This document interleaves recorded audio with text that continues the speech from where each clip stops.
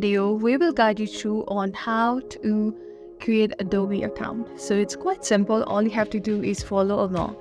So let's start with searching. Go to the search bar and type in Adobe account. Okay. And here you have to make sure you click into the actual website, like the authentic one. Simply tap in this that is signed into your Adobe account. So you might be wondering, why are we tapping into the sign in option? So usually, here's the thing.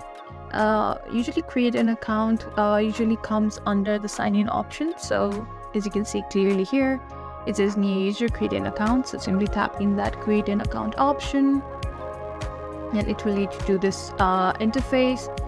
Now all you have to do is simply type in your email address and password. Alright, and I think I have to do another one.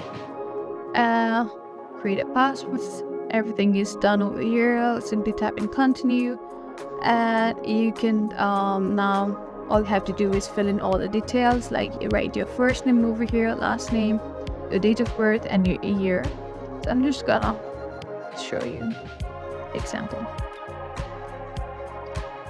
You on the other hand have to make sure that you tap in the correct information. I'm just showing you, you can do this or not, it's up to you.